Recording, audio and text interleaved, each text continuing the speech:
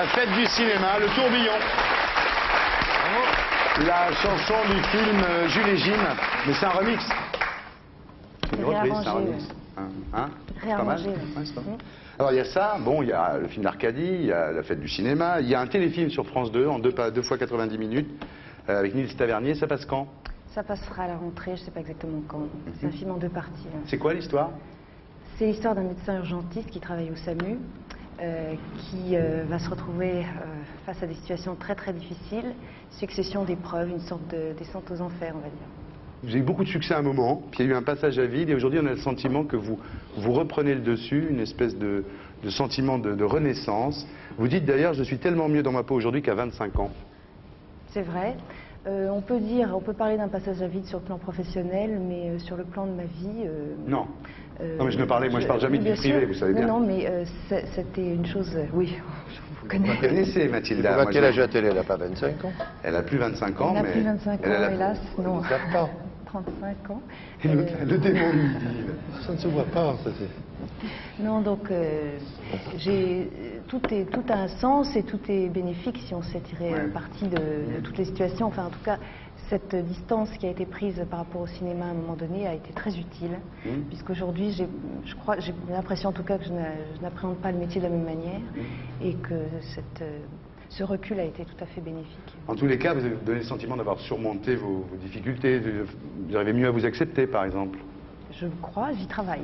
Vous avez plus confiance en vous? J'essaye. Vous vous sentez plus apte au bonheur?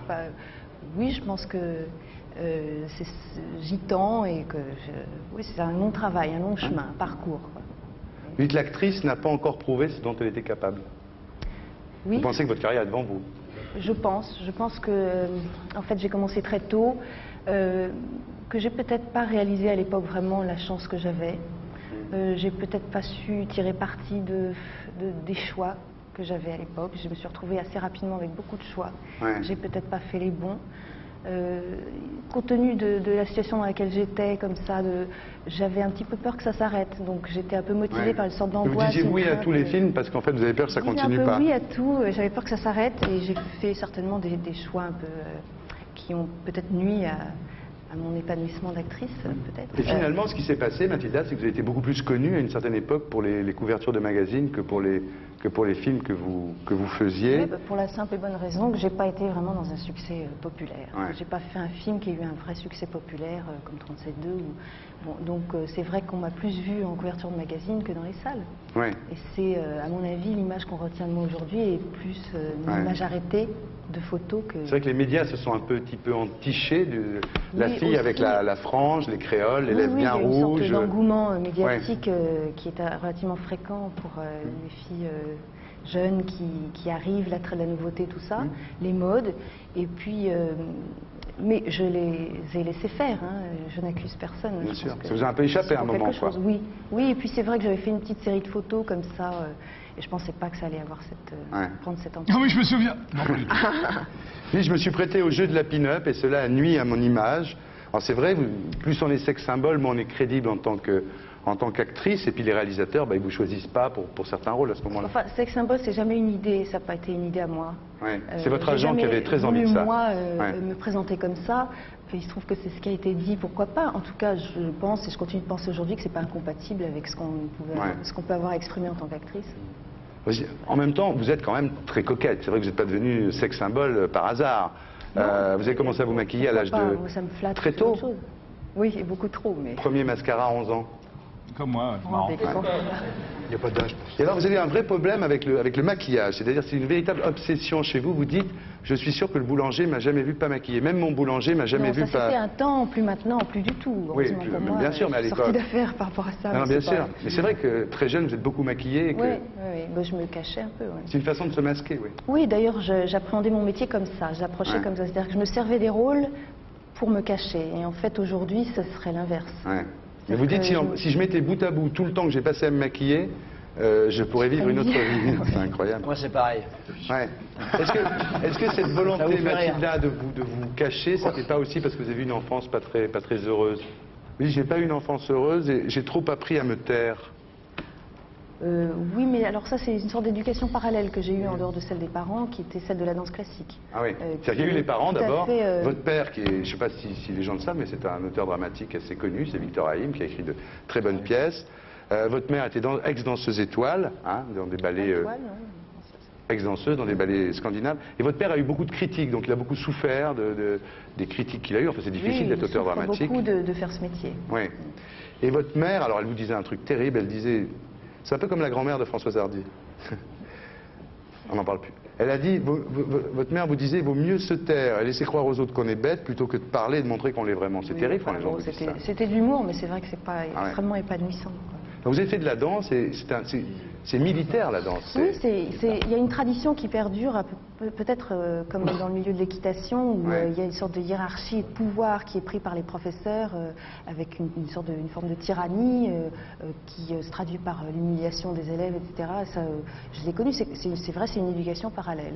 Une des premières choses qu'on apprend quand on est danseur, c'est de se taire. Hein.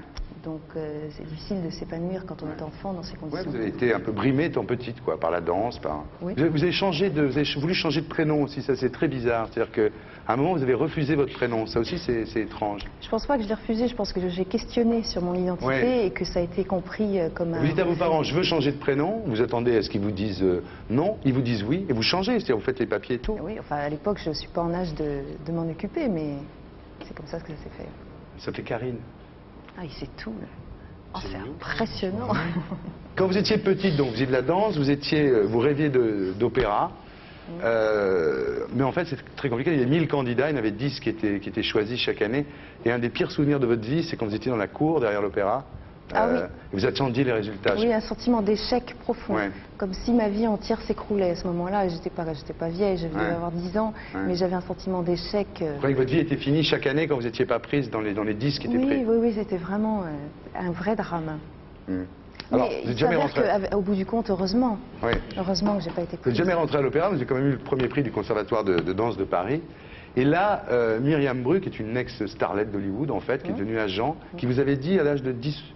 Oui, elle m'avait vue comme ça, une générale d'une thèse de mon père. Elle m'avait dit, toi tu feras du cinéma. C'était un gag chez vous, sauf qu'un jour, elle vous a vraiment fait faire du cinéma. Oui, elle m'a fait faire des essais. J'y suis allée un petit peu pour lui faire plaisir. Moi, j'étais danseuse. Il n'était pas question à l'époque que je change de voix. Et donc, j'y suis allée. Je parlais pas un mot d'anglais à l'époque, donc j'avais appris phonétiquement un texte en anglais. Je ne comprenais pas ce que je disais. On me disait, il cherche une blonde, mais allez-y. Bon. Et puis, ça a marché. Et là, j'ai goûté à quelque chose, évidemment, de très séduisant, de très gratifiant, parce que je me suis retrouvée tout de suite sur un tournage sans avoir prévu et distrait. Sans avoir... Excusez-moi Mathilda, mais écoutez, je vois un chien là, qui est là derrière, avec une caméra. Aboie, vas-y, aboie. Mais c'est incroyable. Vous avez un cadreur entre les jambes. Non, mais c'est par là, c'est entre monsieur Emmanuel et madame Françoise. C'est pas pour les nôtres. Non, mais c'est incroyable de faire des trucs. T'as demandé l'autorisation? Non, mais sérieusement, il y a un cadreur qui est assis derrière vous. Il est là. Ben, lève-toi. Lève-toi et marche. Alors, au niveau de votre carrière... Je suis content d'être venu, hein, franchement. Non, vous êtes bien. Je te jure, Thierry, je te jure, je suis content d'être venu, c'est la première fois que je fais ça. Il faudra le passer, hein, faudra le passer, ce truc-là. C'est super, hein. Continuez, Mathilda, continue sans moi. D'accord, c'est gentil. Non, Mathilda, non, je comprends, il y a un truc que je comprends pas. Michel Blanc vous propose Marche à l'ombre. C'est Sophie Duès qui finit par le faire. Lui regrette un peu de ne pas vous avoir eu. La preuve, c'est que l'héroïne s'appelle Mathilde. C'est quand même un hommage. Non, c'est parce qu'il avait écrit pour moi, donc il a gardé ce nom comme c'était pas. Mais pourquoi vous l'avez pas fait? Parce que j'avais été choisie pour un film, un film américain qui se tournait à Londres, et puis j'ai. C'était en même temps, voilà. Au cours de circonstances. Oui, ça fait partie, c'est peut-être mon seul regret. Enfin, ça ne vous a pas empêché en 88 d'avoir le César du meilleur espoir féminin. En 89, le prix Romy Schneider. Puis voilà, quoi. Et puis... T'en passes. Ça vous a pas... L'histoire des magazines, on parlait à l'instant de l'histoire des magazines. Vous avez fait beaucoup de couvertures. Ça vous a pas gêné de faire la promotion de certains films, par exemple avec Gérard Darmon, à un moment, alors que vous étiez déjà plus ensemble, d'aller dans les magazines, poser ensemble? C'était pas gênant, ça? D'abord, on n'était pas plus ensemble. Ensuite, il s'agissait d'un film où on était un couple, c'est une histoire d'amour. Donc on a parlé le voleur ensemble. Et la menteuse, hein, c'est ça? Et on a parlé ensemble de ce film qu'on a défendu. Et c'est vrai qu'il y a dû y avoir des parallèles faits entre notre vie privée et le film, mais qu'est-ce que pouvait faire ce film avait besoin qu'on parle de lui. C'était un petit film, un petit budget, il sortait dans pas beaucoup de salles. On ne pouvait pas, sous prétexte que... C'était une situation un peu délicate. Mais on a essayé de... Alors, à part ça, il y a une très mauvaise nouvelle. Je le dis à tous nos amis téléspectateurs. Mathilde Amet est mariée. C'est pour moi une très bonne nouvelle. Je me Bah oui, réjouis chaque jour. Hein, T'as quand même... Oui, mais mettez-vous un peu à la place des autres. Voilà.